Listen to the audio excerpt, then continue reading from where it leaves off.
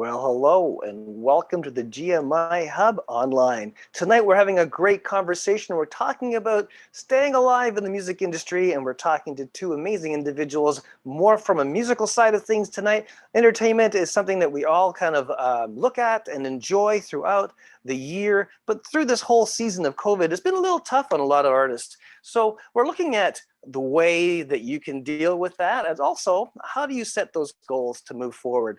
On our show tonight, we got Kevin and Tim. We're going to introduce to you them a little bit later, but I also want to let you know that we have our website, gmihub.ca, that you can go to and check anytime you like, and you can find out more about what we're doing. And also, if you're here visiting for the first time GMI Hub online, we want to thank you for doing that. That's really nice. And if you haven't done already, please subscribe and hit the notification bell, and you'll know the next time we put a video up. And hit that thumbs up like button. That'd be really helpful. All right, just let me introduce myself to get started. My name is Dale Borland.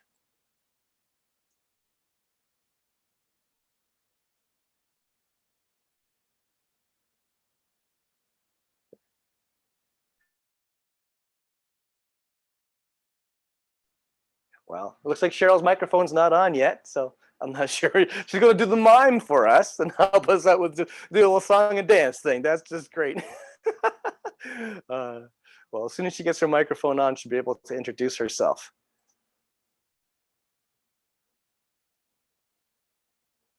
Okay.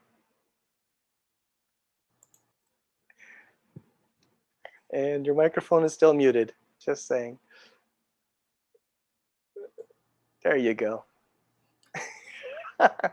Can you hear me? I can. I'm just no introduce longer a mime. Yeah, okay, just introduce yourself. That's great. Hi, I'm Cheryl Duke. So glad to have you join us today to have this wonderful conversation about what to do to survive in the music industry. I'm so glad that we have Kevin Pauls here. Kevin Pauls is awesome vocalist. I can't even fully describe him, but he's been in the music industry for 35 years. Yeah. And well-known icon here in Canada. And I know he has seen some things happening in the music industry and has had to basically ride the waves. And we're going to learn a lot from Kevin right now. So thank you so much, Kevin, for being here. Feel free to unmute and say hi. It's great to be here. It's good to be back at the hub, and yeah, I'm looking forward to the discussion. I think it's an important discussion because a lot of music people think it's all about the music, or it's all about the voice, or how well I play, and there's so much more to it than that if you are going to want to do it as a living. So I think it's a very important discussion for us to have tonight. Mm-hmm. I agree. And I am also so glad that we have Tim Fray with us. Tim has a background in the music industry. He's Juno nominated group, right? It was your whole group, music group that had this, that won Junos. He's had studio, or he was involved in the studio. You created the studio, correct? Still am, yes. Still am? Oh, awesome. Phase 1, right? Well, no, it's just Platinum in Bermuda, and Phase 1's inside of our building in Scarborough. Ah, okay. And now is involved in he's like a multi-business guy, and we're going to learn more from Tim. So Tim, thank you so much for being here. Thank you for having me. I always love to share what I know. I actually relish the thought always, every day, of helping artists today for tomorrow. So whatever I can actually give, a little piece of information that will help somebody better today for tomorrow, that's what I want to do. Awesome. Love your heart. So let's get started. Let's start with actually tell us a little bit more from your backgrounds to help our audience. I mean, I gave a little tidbit, but I think people will have a better understanding of your backgrounds if you speak about them. So why don't we go with eeny, meeny, miny, mo. Let's go with Tim. I'll go. Yeah, sure. No problem. Well, I mean, besides the point of my background is music. I started back in 1986 as professionally, our group. But my brothers and I started before that in church every weekend. So, but after that, we started a professional group and got signed by Attic Records, MCA in 1990, and went on to get signed by a few other different record companies in the States, and went through the whole rigor of transitioning from analog to digital to streaming. Just go through the whole process for the last 30 something years. I had the pleasure of transitioning, pivoting over to the other side of the glass, and started to do more producing and writing for artists, but not so much gospel. It was more of the urban sector. You know what I mean? So, but I actually took a lot of the things I knew about business and put that into what I was doing when it came to music, and started learning a lot more about the mechanical rights and copyrights and all the different things that you make money from when you're not in the studio. You know what I mean? So knowing that information, I'm able to help my son, who's 31 now, and he's a great artist himself, and my kids, and teach them the business of music, because a lot of people think that they have to write a song and they can make them a millionaire. Not really. It's what you do with that song afterwards. It's a publisher or someone to use it in film or whatever it is. So I learned that background of the music industry, and unfortunately, not a lot of our artists know that, and I'd love to be able to share whatever I can with artists about that, because I think artists right now in this moment, because of COVID, they're disheartened. They don't know if they could get back into the the clubs or the churches where they play, but they don't realize that they still have a lot of value with all the stuff they have done already, and how they can use that to go ahead and pivot to making a living still. So that's where that's my focus when it comes to music. But a lot more than that, I'm trying to help artists become entrepreneurs and treat themselves as products in the business, and show them how they can actually use what their talent to actually be self-sustainable going forward without depending on someone actually always hiring them. They should be able to be self-sustainable. So that's where my focus is now until whenever. Awesome. Yeah. That is awesome. Well, I'm looking forward to hearing more from you. But Kevin, let's hear from you. You need to unmute. No mimes allowed. That was only me. There we go. That is much easier. I've been in the music business a little over 35 years, and I'm just going to leave it at that. It's probably going to be a little over 35 years for either the next 10 or 15 years. It's just embarrassing to say any longer than that. One of the things that I've learned I've done over 2,500 shows around the world, and I've recorded 9 projects, and I've done all this, and none of that means anything if you're not generating revenue. And so often, especially as a young artist, it was just get paid to play. And you hoped you made a little bit of revenue when you played. And maybe if you had some CDs, you might sell them but you didn't think of it as a business. And the older I've gotten, the more I've understood the business, the more I've realized I needed to become a corporation myself, because I had to treat myself like a business.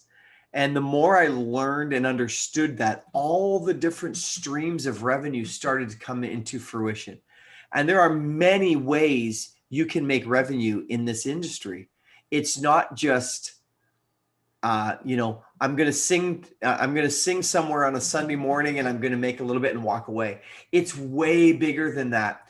And so I want to get artists to really think outside of what they are used to. And the wonderful thing about COVID is it's brought that to our attention. If you're not playing, what are you doing? Do you have any plan? Do you have any way to potentially make revenue? And the great thing is, this has caused, I think it's a great thing. It's caused us to really think about the music industry as an industry. I said this many times, especially growing up in the church. People would say, well, it's my ministry. I just want to do it. Well, then that's great. Then do it on the weekends and don't pretend to do it for a living. But the industry is one thing and the ministry is the other thing. Ministry happens every time you open your mouth. Doesn't matter where you are, doesn't matter what's happening. The Jesus I love on the inside comes out when I speak to my neighbor, when I sing, when I'm at my merch table, or when I'm walking down the street. Ministry is different than doing your music as a business. And unfortunately, I think we've blended that so much where I have artist friends who say, well, I just sing for free. Great. You do 200 dates a year, make not enough to don't earn enough to make a living, drive yourself crazy and wonder why the music industry isn't for you. And I think we just need to relook at it. I'm a singer. This is what I do for a living. I'm a songwriter. This is what I do for a living. And my ministry is always there. It never changes. And I think just rethinking that has been I think it's been a little bit of a goal of mine to kind of preach that to people. Say, hey guys, if you want to do this for a living, you can, but you need to think about it a little bit differently. It's not just, if I just sing about Jesus, that money's going to come in and pay my mortgage. It's never happened to me. There's people that claim that, but it's never happened to me. So I love to challenge artists to say, what are the streams of revenue? How do I take this gift that I've been given? How do I take these songs, these ideas? How do I generate revenue to make a living while maintaining my integrity as an artist? And I think that's a big conversation to have. And it's one that I love to have with people and challenge them. There's other ways to do this. So that's what I've loved to do that for a long time. And I think you're right that COVID has put an opportunity on most artists now to recalibrate and look at their other opportunities for revenue. And that makes a lot of sense. Well, nothing has struck a chord like COVID. So for me, I've been doing this for a little over 35 years. I've never had a moment in time where I did not have the ability to go and sing somewhere. So my friends that only rely on one source of revenue, me singing somewhere, all of a sudden went, I'm done. I don't know what to do. COVID has said, if you can't do live, what can you do? And most artists just went, I guess I don't do this anymore. And so it caused us to think, how can we rethink? If I couldn't sing live, could I do this? What are the streams of revenue I need to look at? And so I love that this has caused this conversation to happen, because never before, at least in my experience, have we ever had the door shut to us performing live. Now we got to think about, wow, now what do we do? This is like the elephant in the room. Yeah, and what Kevin's saying, I found with my consulting, I consult for a living, but with my consulting, I turned that into. Sorry, I forgot to mention, I'm also the president of Collective Music Nation in Canada. I'm for all of our. It used to be called the Urban Association of Canada. Now it's called Collective Music Nation of Canada. So I work with artists all across Canada now, and what I found is there's a lot of mental health happening with COVID after it hit. And I had to actually, in one of our meetings, just kind of bring things back and say, so how do we handle them first to accept what's happening first before we get them to make that change? So I've always, talked to my customers, my clients about, there's the three buckets. I find that with COVID, I put the COVID in the same place.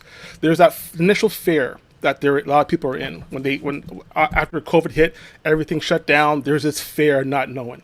You know what I mean? So a lot of people are still in that spot. They were just fearful, want to close themselves off, be with their family in a bubble. But then there's that actual other bucket where they need to get to the point of learning about what's going on, what's happening around them. Therefore now, by learning what's happening around them, it gets rid of some of that fear if they're honest with themselves.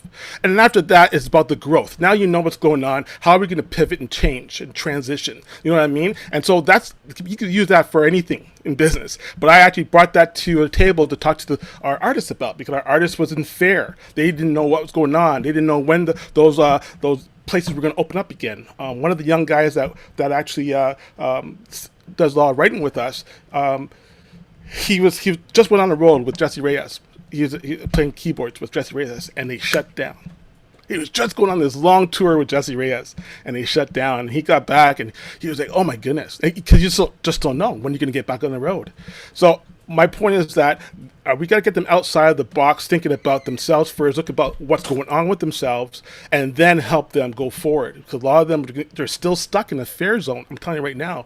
I'm not sure about you, Kevin, if you have some artists telling you, but some of them are still stuck there. They're still fearful that they're not getting back out there, but they just need to pivot. They need to change certain things because they have the talent. They got the chops. They know what they could do, but they were so focused on one point of revenue, one stream of revenue, that they can't think about pivoting into something else for what they're doing. I think one of the keys, Tim, and you said it, they fear has clogged their mind, and so when you don't think of yourself as a business, when you don't think of yourself as an entity that has more than one stream of revenue, as soon as what you know has been, well, shut down for lack of better terms, you shrink into a corner and you go, I don't know what else to do. Because I think it comes back to, you're a business, you've got all of these streams of revenue. And like you said, they think once the live is gone, they're like, I'm done. And it's a real rude awakening, if you will. But you're exactly right. It's fear, and it hits us all. And it's all about how you think about yourself and how you think about what is potential within the music industry. Could I get maybe a bit more practical in the sense of, in what ways did you personally have to adjust or pivot in the last 2 years of this, shutdown? During this time, what changes have been made in your own personal careers? Maybe you don't want to go into too much detail, but what kind of things have altered your reality? Tell me with COVID after last year? Well, for the last couple of years, I think there's a lot of different people just trying to change gears. Yes. So I was trying to figure out what kind of things have you encountered that have made you change gears? Well, I'm going to go off this couple things. One of them is, first thing is, for restaurateurs, I'm actually helped them franchise to get to second and third or fourth stores. And that COVID hit them hard. I got a lot of restaurateurs that actually went bankrupt or they just quit. They were done. They didn't know how to pivot because they only knew about that one thing. But they got other restaurateurs that said, you know what? We could do takeout, so I'm going to take 2 months off, knock out that one sidewall, put a little drive-through, and he'd do drive-through breakfast. But he was thinking outside the box. You know what I mean? He had to pivot. So I decided to help other people like that. So I went to my other owners and said, you know what? You could do a food truck. You know what I mean? You could do takeout. You know what I mean? You use the exact same menu. You got the exact same servers to bring them in or cooks. So the change was on the fly, going from FSR full service restaurants to quick service restaurants or takeout. So I had to make those changes pretty fast because people were dying, literally suicidal thoughts because they lost everything. And so this when it goes towards like the music, because I was dealing with music inside of every hotel restaurant that I was with also, and I worked with all these artists coming in there, they didn't know how to, DJs especially, didn't know what they're going to do. So I decided to tell DJs, you guys are going online. Now think about how you can actually now, instead of playing at one restaurant on a Thursday night, how you could play at multiple restaurants on a Thursday night from your house. Yeah. And then use that to go ahead and start advertising that now. And that's what they just started to do. Go, wait a minute here. So it's a service now. Big screens up in the restaurant, and you have the DJ, and he's playing in every single place around Ontario or wherever you want around the world. So now some of them are pivoting to that, but other ones have dying off because they're just not thinking outside the box. So that's why they call me to help them think outside the box. So yeah, that's good counsel there. It really is. What about you, Kevin? Well, I mean, in the beginning, I didn't know what to do because I'm not a tech guy. I know just enough to get into trouble. And one of the things I found, I said, let's try some stuff. So I started to do some videos to songs that I had recorded many years ago, but had never done an actual video for. And I said, okay, so churches aren't meeting. They're doing online stuff. A lot of their worship is just in-house stuff. They're looking for, so I did 3 or 4 songs. I did video for 3 or 4 songs, and I sold it to churches around North America. And I actually ended up making as much money as I did when I was touring. they weren't great videos. It wasn't because I was like some videographer that was unbelievable. I was just the only one doing it at that time, so it was okay. And I had a bunch of pastors go, man, I'd love to do that. Then I got a hold of a couple corporations. There was a corporation that had a tie-in with churches, and I said, let me do a Christmas live concert video for you. We did it. They sold it to their constituency. They paid me to do it. I was like, okay, this is kind of cool. This is actually working. We did it again for Easter. None of this stuff in itself replaced my touring, but all of this were pieces of the puzzle.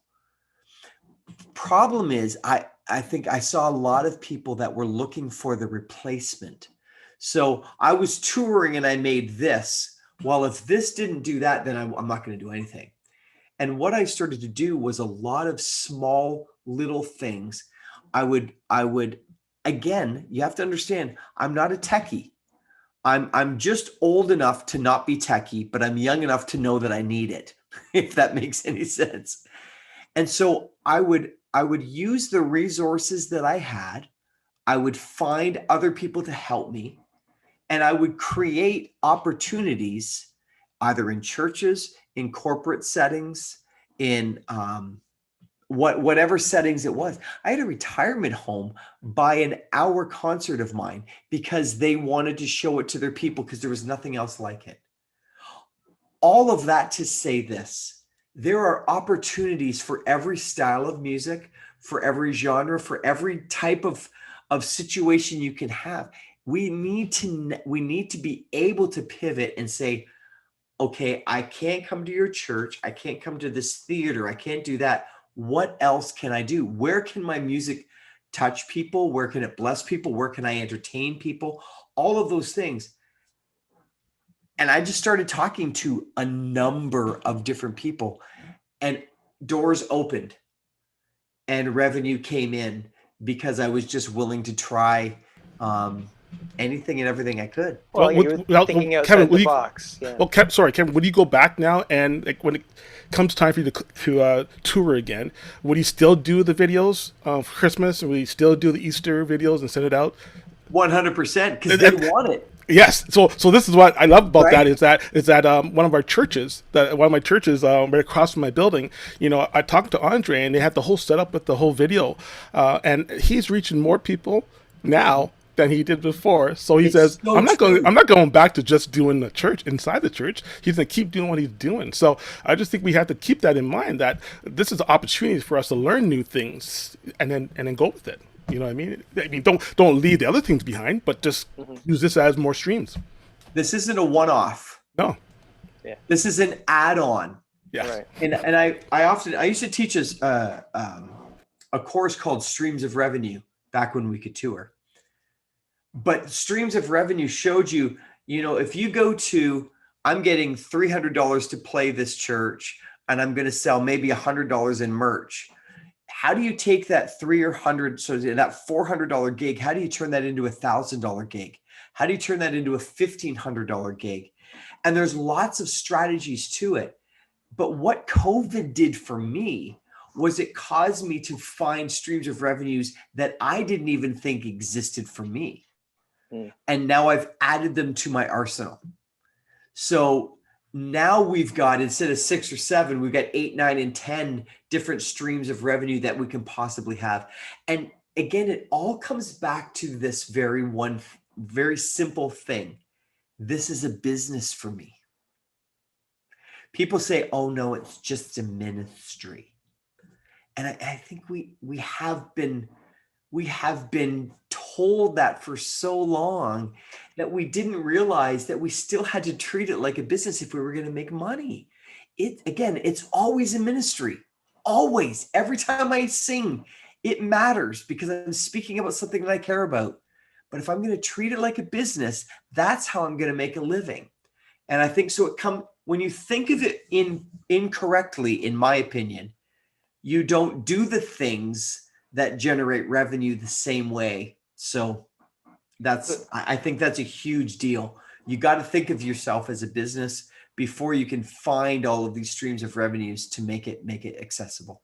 Maybe we could talk a little bit more about potential revenue opportunities that are available. But before we do, I wanted to just to remind everybody who's watching right now, thank you so much for watching GMIHub Online. This YouTube channel is here for you, and we want to thank you for watching. And if this is your first time that you're watching, just don't forget to subscribe. That'd be great. If you've subscribed already, thank you so much. Hit the like button. That'd be great. And if you want to be notified next time we post a video, hit the subscription bell, or the notification bell, and that would be awesome. I wanted to let you know. My dog is barking. I want to let you know that our website is gmihub.ca, and we want you to go check that out. Now, on the front page, if you go scroll down, you'll see we have a couple little windows there. We have a Hub Happening information email, which goes out once a month. And if you want to get that Hub Happening, all you have to do is submit your email address, and we'll send you one every month, and you'll get to know what's happening in the GMI Hub community. Also, if you're an artist or a producer, or you're doing a Christian event, musical artist event, and you want to promote that, let us know. Give us permission, and we will put it in our Hub Happening. So the people that receive our Hub Happening will know about your event, because we want to promote what you're doing, because we're all about community, and that's part of what we do. And so also we have coming up, and I want to just put this in because I'm so excited about it. This last Christmas, we had a compilation project put together where people sent in songs that they had written, and we put them onto a project called the Family Christmas Volume 1. So this year we're doing it all over again, Family Christmas Volume 2, and we want you to be a part of it. So you have to take your song and submit it by June 13th, and we want you to get it in, and no pressure, but if you want to get the song in, send us an email with intent to submit your song. If it's not ready by the 13th, we just want to make sure that you have a spot for your song. So please take a look at our website. We'd love to hear from you. And don't forget to comment down below. We'd love to hear from you as well. Let's get back to our conversation. We're talking about revenues available to the music industry today, and what artists can think of, for example, they can do. I was just commenting. I was just going to think here that, we've talked about pivoting and change of mindset. And it's funny, before COVID, there was also that mindset, that battle between ministry and business has always been there. And it is interesting how you gentlemen have pointed out that because of COVID, we've literally everything, the playing field has flattened for everybody. And everyone has had to rethink and have had to pivot, which is so interesting that we've had to do that. So I'm curious now. We have to think of ourselves as a business. Now there are some people though that may still struggle with it, and like was said, they feel like how do I say that?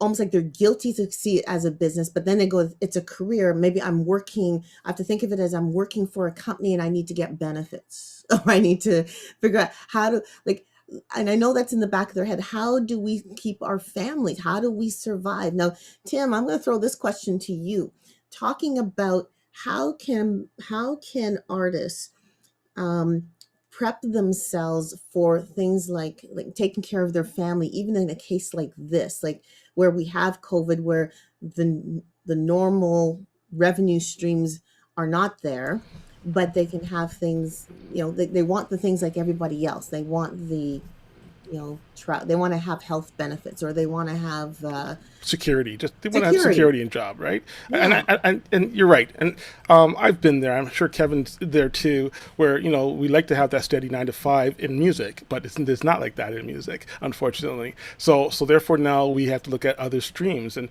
things like understanding what publishing is, you know what I mean, and what copyright is, and learning that writing a song for somebody's album that's not yours is also beneficial too. So going into studios and hopping on those things. So I mean, when you start looking at stripping down, how do we become more self-sustainable and solid, is looking at all those kind of components, you know what I mean, for making funds when you're sleeping, you know what I mean. And that's artists think they have to be up and on the stage to make funds. They don't.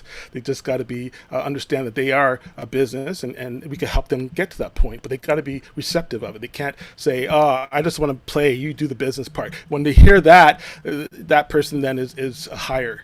He's a artist for hire, you know what I mean? Because he doesn't want to, or she doesn't want to actually make a living. Now, when it comes to like the question of just having your health taken care of, because it is important, because we still got families that we all have. As our group got, we played every single weekend, at all the big churches, and then down the States. But then at some point we were getting older. We want to have kids. So it's like how do you do that and get health benefits and stuff like that, right? So unfortunately, until just last year, I'm going to be honest with you, I did not see a lot of help towards that for especially in my community, the Black community of artists, music artists, getting that help. And just because of the position I'm in, I get a call from Andrew Karras from Actor Rack, and I was talking to Andrew, and he goes, "Tim, man, what you're doing for the Urban Music Nation, the Collective Music Nation, why don't you work with Jason over at AFBS, and we'll get you guys on to give your artists health insurance." So we got that for them. So AFBS is now joined with CMN, and if you become a member of CMN, which is for free, you could go on there and find a code, and you could go and get, I'm telling you, within 5 days, you'll get a certificate and you'll have benefits. And artists, when they heard that, they freaked out because they never was able to do that before. Right. This was the AFBS. It's a not-for-profit, member-owned insurance, finance, and fraternal benefits collective committed to nurturing your health, growing, and your wealth. And this is for the actors. That's what's for the actors. It wasn't for the musicians per se. So now I had that. We got that available for all of our musicians if they want to. So it's there.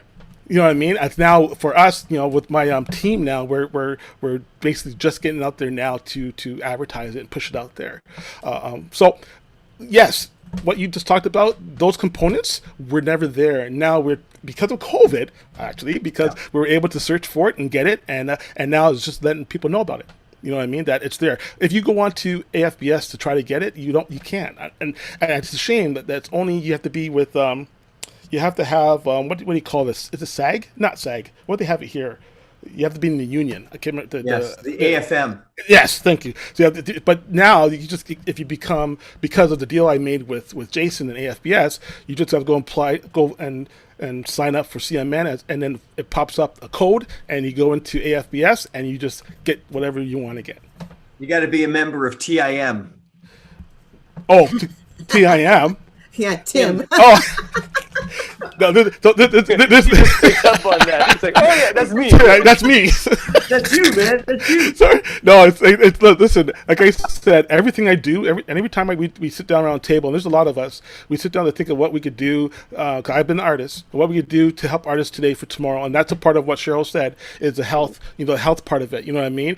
Even I made a deal with NCRA just the other day, and literally we have a portal now to actually have all our artists upload all their songs up to 131 radio stations to look at for free until next March 2022. I made that deal. So now artists now could go on there and upload their songs and have 131 radio stations go up and look at those songs and put them onto their station for free.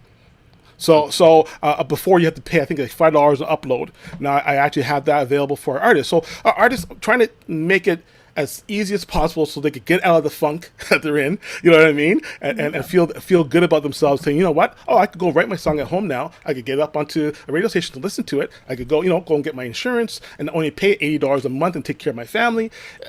So I'm just trying to make it as easy as possible as I would want it if I was still out there playing and singing. You know what I mean?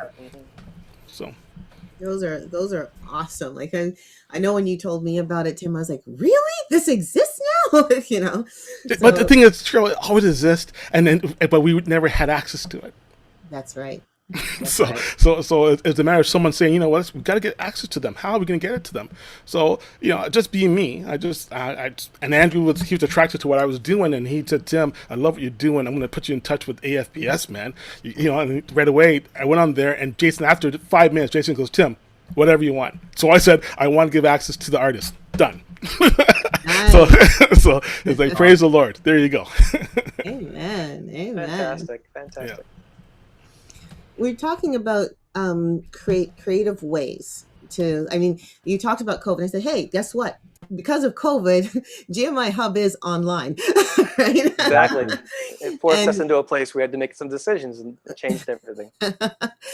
And we're talking about being creative. And one of the things that used to exist, and I don't know if it still exists now, but Kevin, when you were touring, and maybe Tim, when you were also touring, sometimes, I don't know if you did, but I know some artists actually connected with other charities. Like they would have like connecting with a World Vision or a Child Care Plus or something like that. How did that boost revenue, or did that boost revenue? Was that just a way of getting extra reputation, like a kind of like how companies to say, well, this is our social justice or No, this is our social responsibility? it was a huge piece of revenue for me. So just so you understand, just so people don't think that artists are just taking money from World Vision or Compassion or Food for the Hungry. Just so you understand, every charity out there has a cost per acquisition. Some of them will pay as much as an annual fee for one donor or more. Sometimes most charities lose money when they're acquiring new donors because it's potential new. It's an investment for them to get new donors. This was the number one new acquisition for World Vision, Compassion, and Food for the Hungry. When they partnered with an artist that went out on tour that told their people about World Vision or whoever the charity was, and they came on, that was the number one source of revenue for new acquisitions for those charities. So it was if they did it through, let's say direct mail, television, radio, it'd be $300, $400, $500, $600 a sponsor for acquisition costs for a charity like that. It was much less when they dealt with an artist, but now the artist got that money rather than the television station or the radio station. So places like World Vision would come alongside of me and say, okay, you're doing this 30-date tour in Western Canada. Okay, we think it'll probably end up something like this. So we're going to give you said money, and that's going to go towards your tour. So now all of a sudden, that was like ticket sales for me. So I would go out, I'd have these 30 dates. All my expenses were already paid. That's the difference it could have made. And then what I did, I went to other corporations, places like Faith FM, places like a water company. I went to Fisherman's Friend. I went to, you talk about anything that would sell stuff to my people.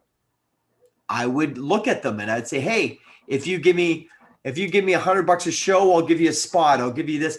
And I built a kind of this corporate entity inside my artistry package where I would say, I'm doing 20 dates. All my expenses are paid by my charity. I've got revenue from my corporate sponsors.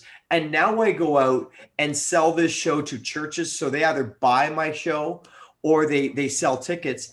And now I can actually make some money. Before I used to go, just let me come. And if my expenses were paid, I think it was great. But I started to build, because I had 100, 200, 300, sometimes 1,000 people at my shows. I had an audience that a corporation, that a charity, that somebody that sells products to my people said, I want your audience. And they would be willing to pay for that.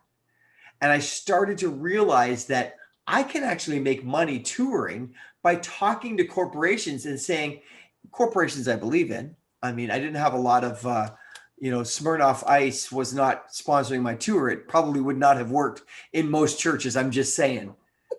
But I would find the people that would match who I'm singing to, who I'm speaking to, who I'm talking to. And I started to learn. I still didn't ever have it great, but I learned and I kept learning, and I'm still learning who works best for my audience.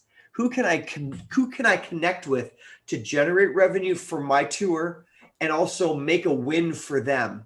And I think we've missed that. But charities right off the bat that have a story to tell, that adds to your. I always said when I was going to tour, I didn't want to have to be forced to talk about me all night.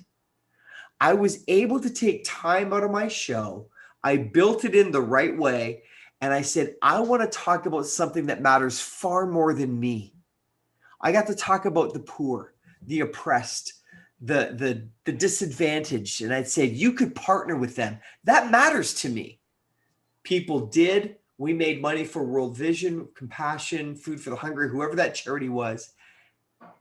And my tour benefited.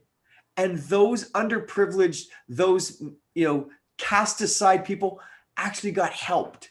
It was a great win-win. And I learned that there's not only charities, but there's other agencies that will be a part of that. We need to be creative as artists because we have an audience that people want to get their message to them. So that costs money. That helps you tour. That helps you stay in front of people. So that's been what I've done. I've seen other people do it far better than I have. But I was one of the first artist associates in Canada. There was 3 of us at the time, back 30 something years ago, when I started doing it. And it's grown into quite the thing, but it was something that helped me go full time into music. I wouldn't have done it without that kind of support. So I was a long-winded answer for what you're saying. It's a huge deal. Well, I'm glad you talked because that was a different world than me. From what I come from, in our background, we didn't have access to charities who worked with us as a young black gospel guys. We didn't. It was our record company and our managers that went out there, and Pinball Clemens, Foundation. We worked with Pinball for a while and went to schools, or or Easter Seal Telethon would bring us in all the time. So we actually went to their actual programs and played for them, or their actual concerts. We didn't get anyone attached to us, and I didn't learn about that until later on when I started having my own record company and worked for Virgin and EMI. And started helping with the artists like Jacques Claire and those guys get deals. It's like afterwards I understood it. But as a young black artist, we were just out there playing our butts off and enjoying ourselves. And they always, we were in New Orleans playing in front of 20,000 people, and it was like, yeah, that was great, that was awesome. Where we go now? Let's hop in our vans and vehicles, and we're going to the next city. But we didn't have any kind of lockdown with any charity, and I didn't know about it. Now I do. As the leader of Casa Loma and Palais Royale, put on all those events. I work with tons of charities. I understand the deal now about partnering up to put them into shows and stuff like that. I do that now. I have over 100 and something different vendors I work with. And make deals with them all the time. I have corporate fundraisers that works for me. So what Kevin's talking about now, I understand now in my 50s. Right, yeah. I wish I had that back then. And you don't know what you don't know. And if we could tell artists now about that and help them out, that's what we need to do. Yeah. Mm-hmm. Yeah. Mm-hmm. Very true indeed. Wow, that is so awesome. Guys, if you are just tuning in right now, you are watching GMIHub Online. We are talking about how to survive the music industry. Probably a better way to say it, how to pivot, especially now that we've been in COVID. And it's old news in the way, but hey, everything's has been flatlined for you as artists and anyone else involved in this particular arts and entertainment industry. It's been flatlined, but it's been a challenge to think about how to creatively rethink your career, rethink your business, and to adopt the business mentality. We are so glad to have Kevin Pauls and Tim Fray here to be a part of this discussion.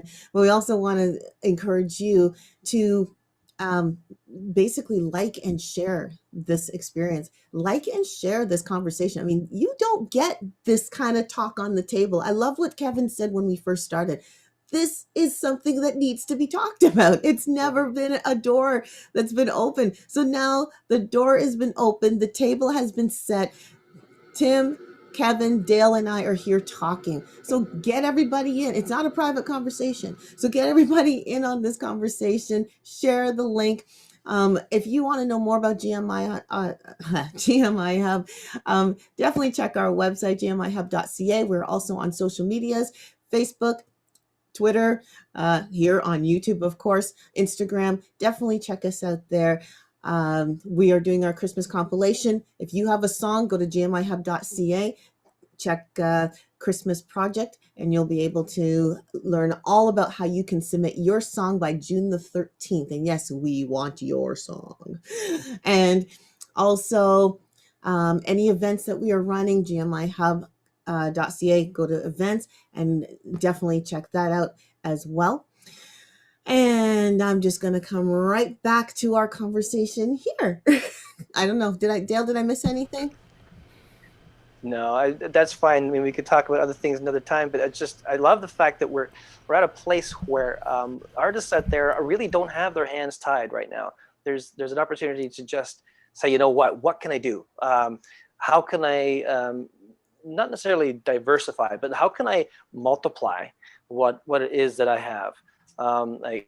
Tim, you're talking about supporting other artists. Maybe there's people out there who, like you, can do that. Maybe they've had a career that's been spanned decades, and now they're in a position where they can say to other artists, "Hey, how can I help you?" You know, that could be a way of revenue. I mean, think outside the box. You don't have to always be the artist. You don't have to be the guy behind the mic. You could be the guy behind the artist. I don't know how that works. But you're right. I mean, and just thinking outside the box and networking and joining with each other, sharing best practices, you know what I mean? All that stuff. And I just want to put a period in what Kevin was talking about before about charities, before we go forward. There's two things I find now when I talk to when I work with corporations and clients, to have them attach themselves to first of all, Collective Music Nation, and also my Fray Family Foundation I have. There's two things I always look for, and they're both value.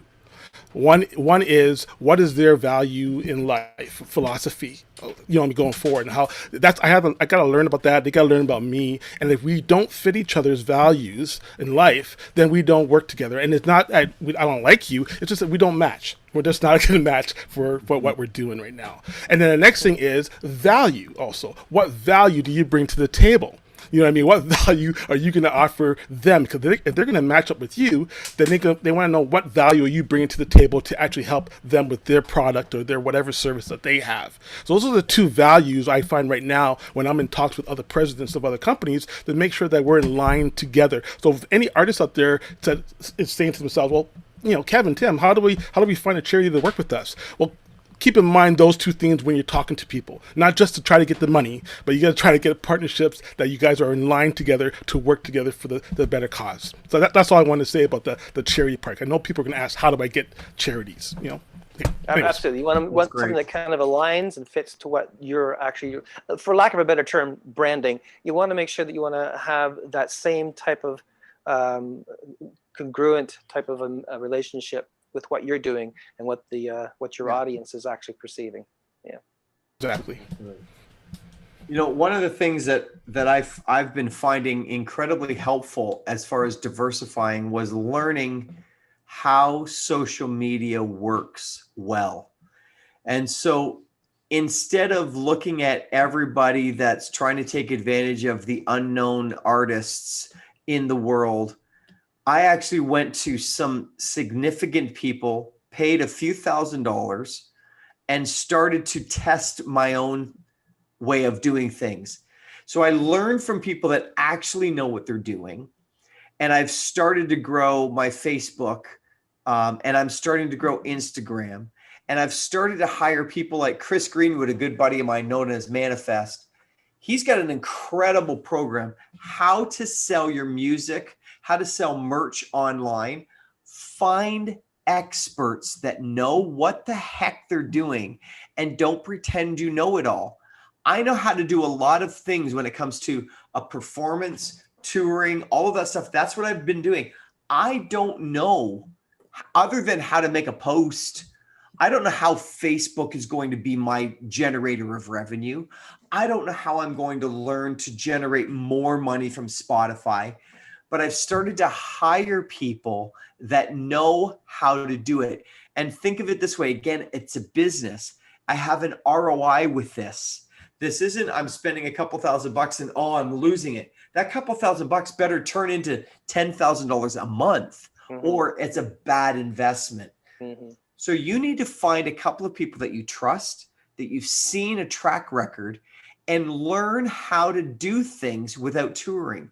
When touring is shut down, how can you make revenue? If you've got great music, if you've got really cool merch, if you've got things to sell to your audience, you need to build your audience, and then you need to give them something and give them a reason to connect with you. So go find those mentors in your life.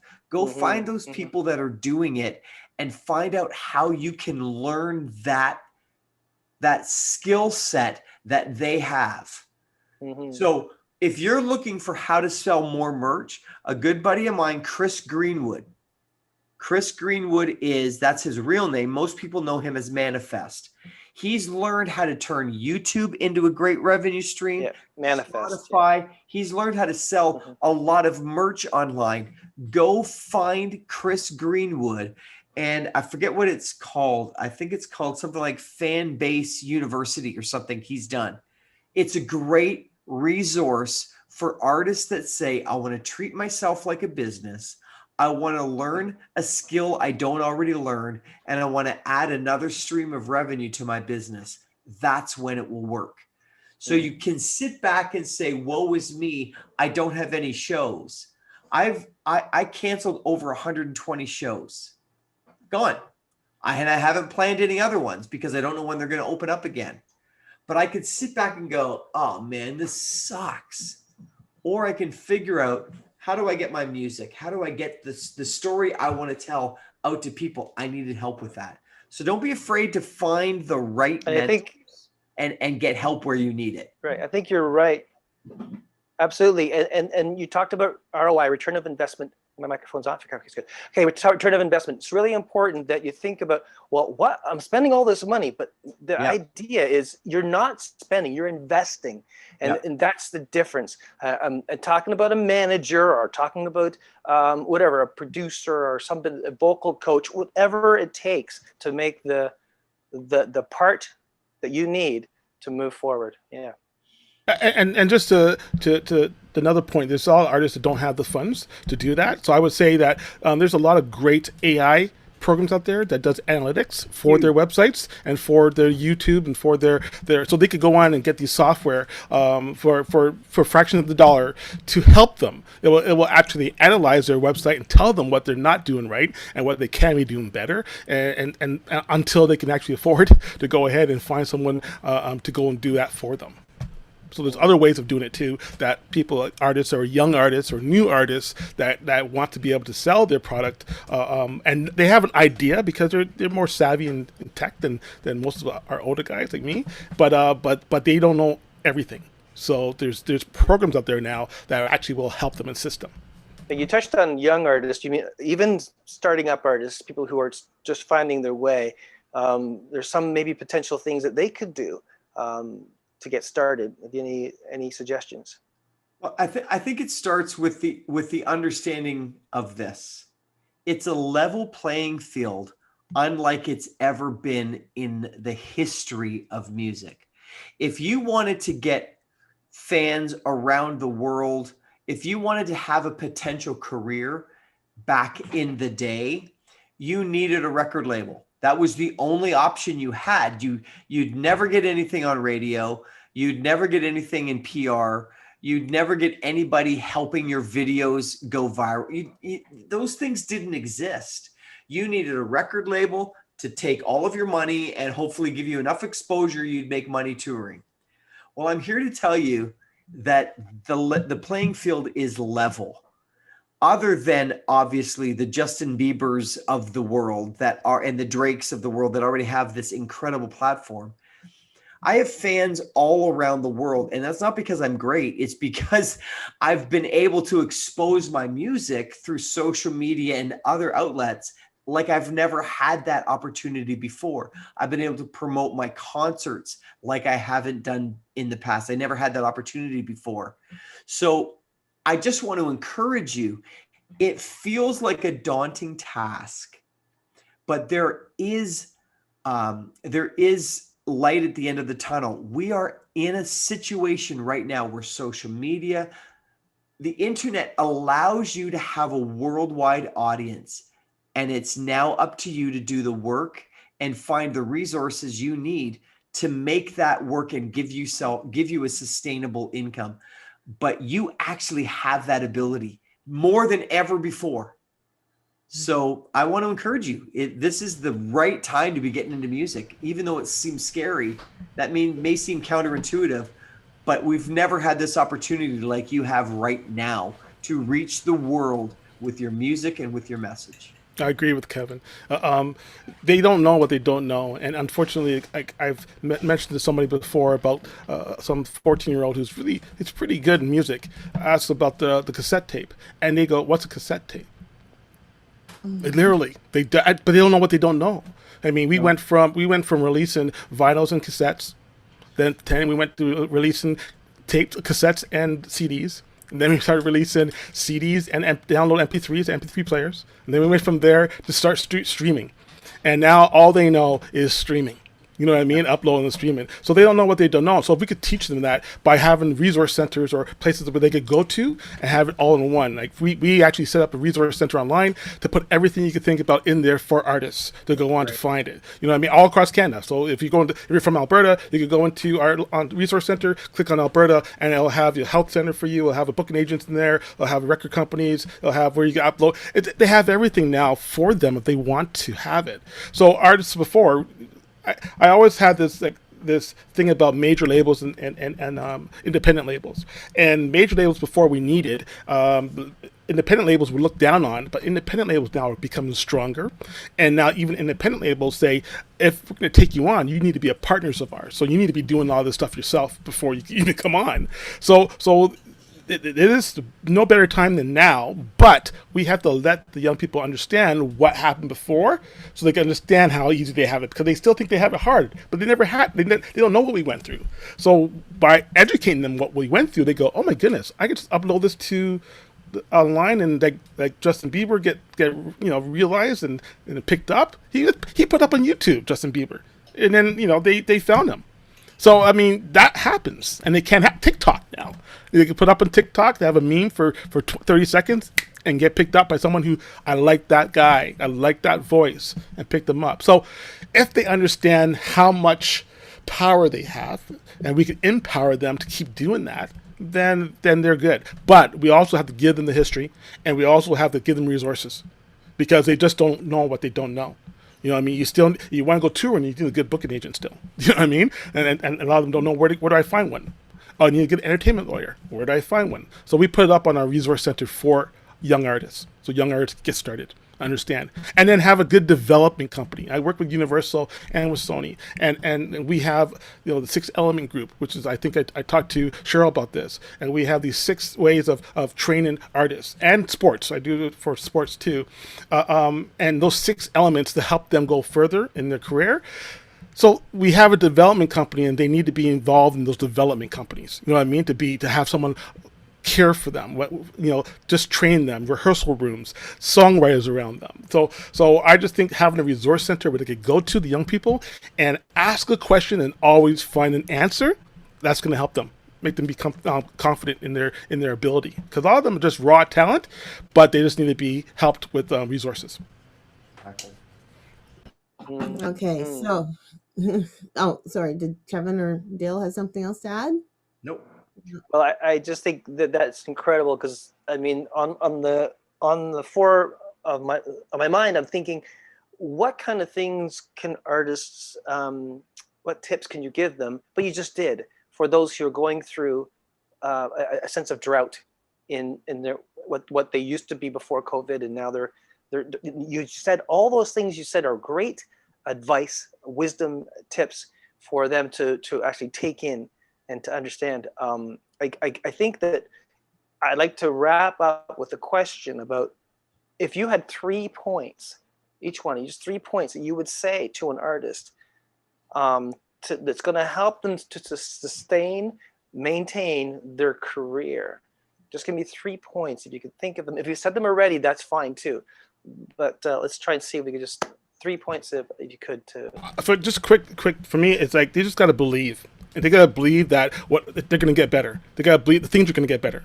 So they got to believe, and once they believe, it's up to them now. Because faith without works is dead. So it's up to them now to pivot. You know what I mean? You believe and then pivot. Figure it out. You know what I mean? Talk to people. Get the resource center. Talk to Kevin. Talk to whoever you can, and just figure it out to pivot.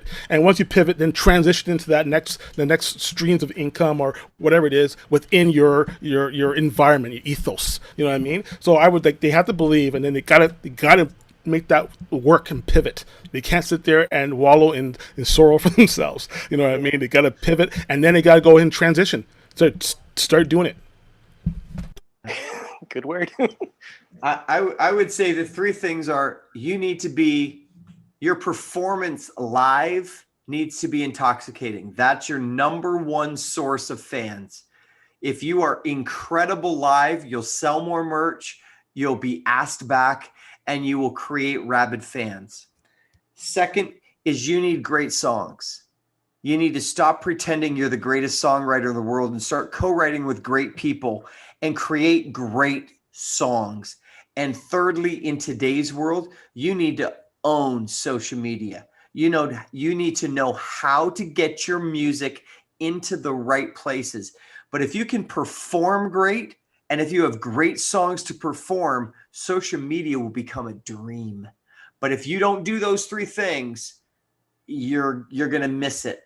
Internet alone doesn't make you a career. Songs alone don't make you a career. Performance alone can make you a career. You need to be so unbelievable live that no one wants to miss your show. That's awesome. Yeah. That's it. Yeah. That's it. I'm done. Yep. Drop mic. There we go. Yeah, drop the mic. I had one question that came from the audience. Should the audience be more riveting online than live? Say that again. You talked about live performance. So what about online? Shouldn't an artist be more riveting online? It'll never happen. You can't do it. I don't care if you're Prince. Prince couldn't do for me or for anyone, in my opinion. Maybe somebody would disagree. Prince, Michael Jackson, Bruno Mars, you name these killer live people. There's no way they can get you emotionally over video like they can live. So I'm not sure that they need to be great live and great on video, but it'll never take over what a live feeling does. When you are a great performer and you're in a theater, arena, concert hall, whatever that place is, and you perform great, that emotional connection is lasting for a lifetime. I can flip video to and see great performances, but once I see you live and you've affected me emotionally, I'm in for the long haul. So yes, we do need to be great on video, but I don't think it will ever take over for what happens when you truly see a great performance live. That's just mine. Maybe I'm old school. No, but I think you're right. Experience is everything. It's true. Experiencing that artist live is everything. Totally. It's like being in the same room, you know? Yeah, there's something about that. And there's one thing for people to say, I love your songs on the radio, or I loved your video. But when they love you live and that emotional connection has happened, you now have a rabid fan. And if you have 1,000 of those that have an emotional connection to you, you got a career. I don't care who you are. You have a career if you got 1,000 people that have this emotional connect, because they're going to tell 10, 15, 20, 30 more people about you. So you need to have that connection to people. And that only happens from learning how to be a great performer. I love the way Kevin uses the term rabbit fan. It's like, that's a phrase I'd never heard. We used super fan. I'd never heard rabbit fan before. I think that's really funny. Rabbit has a lot more connotation. Yeah, it's more aggressive. Yeah, more aggressive. I have a vision awesome. of the crazy bunny going, ah! Right. Exactly. I'm an old school guy. What can I say? But Kevin's right though. Nothing beats the live performance. Nothing does. I actually played behind Prince a couple of times, and Doesn't get much better than him, right? Yeah. Well, we were in a small little place, like you know, he walks into places and just plays. We were down there. My brother's bass. I'm a drummer, and we walked in and we were playing with somebody else, and he walked in and started picking up the guitar and playing. So yeah, you can't get that feeling on video. You know what I mean? That when you're playing, especially even as a band, you just can't get that. We look at each other's eyes and we're just playing for the fun of it, and we're just loving what we're doing. Can't hear you. Sorry, we can't hear you. Video whets the appetite. Yes. Makes you want more. And I think you can do that on video. Yeah. But it's still all roads, as Tom Jackson said. But like you said, we're old school though. Like some of these kids don't care, but but they should care and get back into it, right? They need to care. Yeah, they need to care. They need to care. Yeah. How ironic. You know what? This has been such an awesome conversation. I am so thankful that you came to join us. I'm thankful, Kevin, Tim, thank you so much for joining us and sharing your thoughts and ideas about this. I mean, you know, it's a conversation that it's like the elephant in the room. You know, it's something that everyone's kind of aware of, but when you finally actually sit at the table and go, okay, so now what are the ways that we can pivot, especially when everything was shut down? I mean, everything was literally leveled. Yes. So now what? The big question, now what?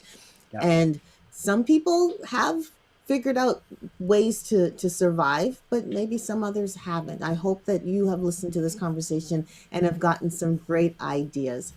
Again, I want to remind you that you have been watching GMIHub Online, and we hope that you enjoyed this video. We have 50 plus other videos that we hope you will enjoy as well. Feel free to like and subscribe and ring the bell so that anytime we are broadcasting, you would get a notification and you can come and join us. And if you had any questions, you can always add them to the chat and we'll be happy to ask them to our panelists as well. As we're also available on Facebook, Instagram, Twitter, and we have a website, gmihub.ca. So feel free to check us out on all of that to find out more about us and what we're doing, because we are here for you. We are here to encourage unity, community, mentorship, and talent growth. So I will not forget this, because I know Dill's going to look at me and go, don't forget the Christmas. Right? So again, I want to mention tomorrow's June 1st. So 13 more days. No pressure, but if you have a song, for the Christmas album and you would like to submit, please go to gmihub.ca/Christmas project to find out how you can submit your project. If you want us to hold a place for you, drop us a line. Go to just email song@gmihub.ca. Let us know I intend to submit a song, and at least we know to look out for it. Okay, so do that for us, and we'll look forward to getting your music. Because hey, you know what? We want to encourage unity, community, mentorship, talent growth, but also want to encourage you in your talent and in your growth as well. Yeah. We will be back next week, and Dale, you're gonna like this. You know how today you were singing, what was your song? Staying Alive? Staying alive. Yeah. So next week's song, you're gonna be singing Because It's All About the Bass. The bass, no treble. It's instrument week, and we are gonna talk about bass guitars.